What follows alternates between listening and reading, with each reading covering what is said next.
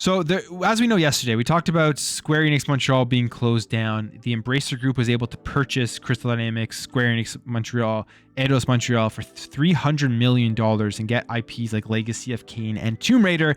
Just an absolute steal, you would think, when looking at the number that they paid for the great games that they were getting. Like if you think about the newest trilogy of Tomb Raider, the last 3 games made by Crystal Dynamics, I loved that trilogy. One of my favorite trilogies I've played in a very long time.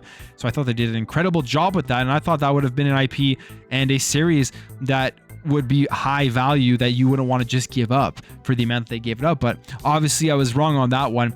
And then we got the announcement that Square Enix Montreal closing down, and some employees from Square Enix Montreal were moving over to Eidos Montreal, and that they were going to be working on different projects. And one of those projects, which I find this actually very interesting, is that there are going to be people at Eidos Montreal who are going to be teaming up with Playground Games and working on the upcoming FABLE.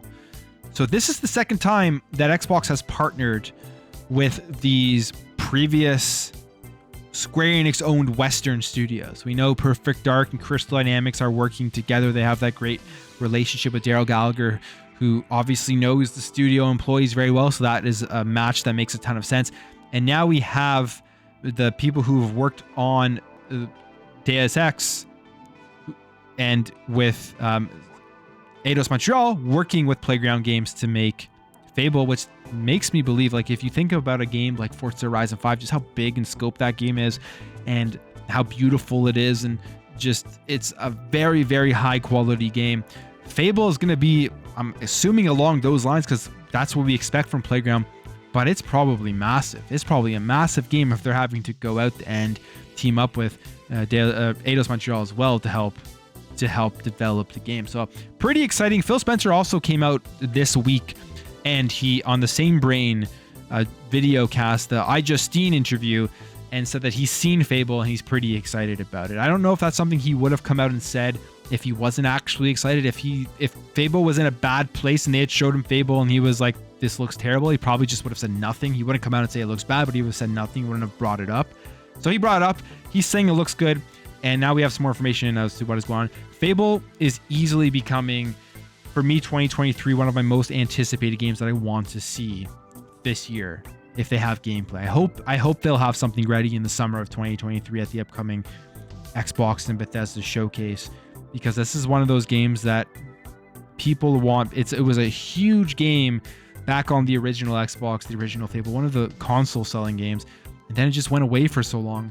And now we're going to be getting a brand new version of it from Playground, which has a pedigree that is unmatched, I think, in the industry. One of the best developers currently right now. So very interesting. And one of the other things you can take away from this, I think, is that we look at their partnership with Crystal Dynamics. Now we look at the partnership with Eidos, and they obviously have a great relationship with these studios, and maybe Xbox was kind of sad that the Embracer Group went ahead and purchased them. Maybe these were studios that Xbox is looking into to purchase in the future, and maybe they closed down Square Enix Montreal because they're kind of getting ready to consolidate the studios more and then maybe sell them to Xbox, because who knows, it's just a speculation of what could potentially happen.